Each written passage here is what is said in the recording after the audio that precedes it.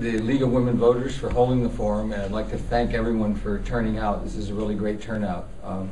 1 minute isn't enough to tell you much about myself or make a speech about what I'll do for you when I'm elected. So instead, I'd like to ask you a few questions and have you think about what you expect from your elected officials. I'd be happy to talk with you afterwards about any questions that you have. Do you want a commissioner who will practice fiscal responsibility and spend your money wisely and make sure city finances are transparent and understandable to all citizens? Do you want a commissioner who will protect our natural resources and prioritize public health and safety when making planning and development decisions? Who will look out for the interests of the existing residents and businesses and preserve the character of existing neighborhoods? Do you want a... Sorry. It's not enough time. It's not enough time. We'll get you at the closing statement. Okay. And you will have a closing statement at the end. All right, we'll begin the questioning with Mr. Canning. Question 1. If elected, what is the one goal you hope to accomplish? One goal that I hope to accomplish, well, it would be one of many, but I would say one goal I would hope to accomplish is to make City Hall a more inviting place and encourage more public input into the decisions that are made that are impacting on our community. I would like to see the public records policy be improved so that people don't have to jump through so many hurdles to be informed about what's going on with the city. So I would say one goal that I would have, it would be transparency and open government, and making it easier for citizens to be informed about the finances of the city, about the decisions that are coming up that are going to impact on the city, and just in general keeping education of the public about important issues. And I think commissioners have, the other candidates spoke about that. I would have an open door policy as a commissioner to hear citizens' concerns. Mr. Bokhari. That question could go so many different directions, I guess. My one goal would be to do what the citizens want me to do, which would be many different goals. But I represent all the citizens.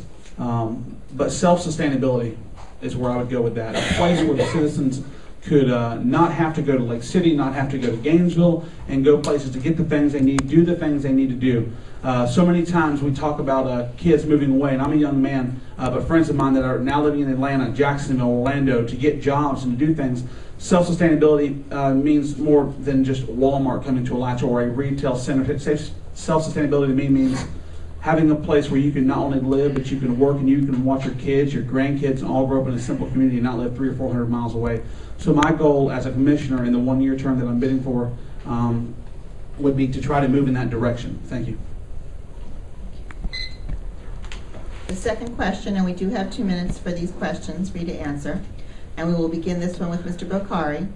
With the city of Alachua's large area, is the present city government structure adequate to properly manage it? I think one thing that you learn, and as I learned as a member of the P&Z board, you don't truly understand all the details of a job from the outside looking in until you actually get inside and see what needs to be done. So to answer that question fairly, I would say I need to get to the inside and see what needs to be done. Alachua does have a lot of land. Alachua has room for improvement, but I think Alachua as a whole is moving in the right direction. And as your city commissioner, I'm going to make sure that we have what we need to make sure we are successful with our future growth in this community. Is it adequate? We're living and breathing. Our economy is down right now. I mean, yeah, we need jobs and we need things to happen. But I don't see failures everywhere. I see good things in Alachua. Commissioner Wilford talked about earlier, this is the best community he's ever lived in. That says a lot for a gentleman who's 65 years of age. So Alachua will always have room for improvement, but that's why it's called the Good Life Community. And I believe I will continue to move Alachua in the right direction. Thank you. Mr. Connie. you want me to repeat the question? Yes, please. Okay. With the city of Alachua's large area, is the present city government structure adequate to properly manage it? I'm not really clear on if you were talking about the city government structure, meaning the administration. Yeah, the in City Hall. administration of in City Hall with paid staff and Right. the city commission and so forth. Mainly paid staff. I think what we have in place right now is more than adequate to handle it. I think part of the problem we have now is that we have overbuilt in terms of staffing in City Hall, anticipating growth, and there is a lot of growth in process. In the last several years, there have been a lot of developments that have been approved that aren't being built, and I think building a big City Hall and building a large staff would be important to have in place if you have that kind of growth going on. Unfortunately, right now, the growth curve is going in the other direction. So I would say, yes, we have more than adequate right now, and I think we're going to, as Mr. Wilford was talking about, I think there needs to be an evaluation of what the city actually needs and can afford for this period as we're experiencing economic crunch, and everyone's going to have to do some belt tightening, including City Hall. Which leads into our next question, which we'll begin with you again, Mr. Canning. How would you handle a shortfall in the city's revenues?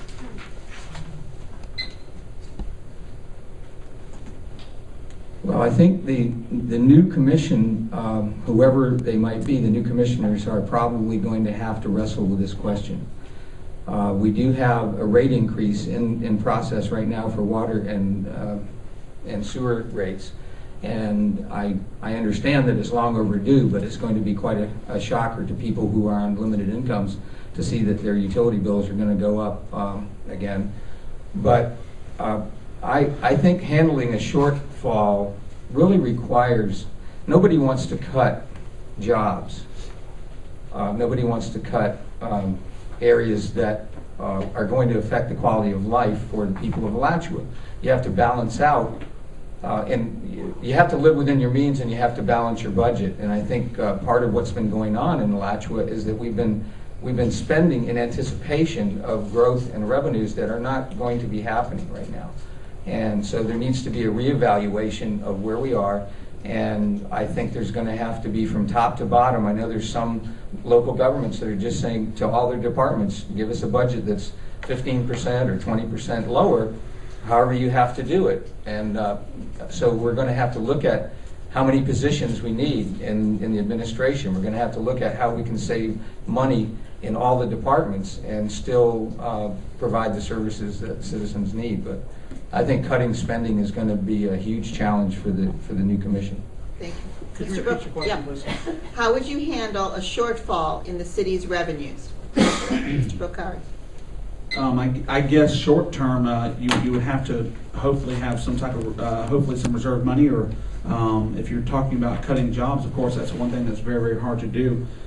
If there's unfilled vacancies currently at the city, I think you would do your best to try and hold those jobs from hiring until the money is available. As far as the electric, water, and wastewater go, that's something that keeps being brought up, and I understand the hardships that people are facing, but that is something that hasn't been done since 1992, I believe it is, or 94, somewhere around there. And those three different entities are their own business, if you will. And the water and wastewater, to bring those rates up, I am of the opinion that when I get into the commission, I want to work on bringing the electric down just that amount that has been subsidizing for so long, because I understand our current economy, and it's not fair to our citizens to say, hey, tighten your wallets up, and we're going to loosen ours. I don't think Alachua is doing that. I think City Manager Tracy Kane is doing a great job, and I think our commission is doing a good job currently with handling those situations. Cutting jobs is not easy; it never will be. But I think once I get into the commission, we can look at what we have to do to see if there's any loose spending. So, thank you. This question will begin with Mr. Bokhari. What steps would you like to see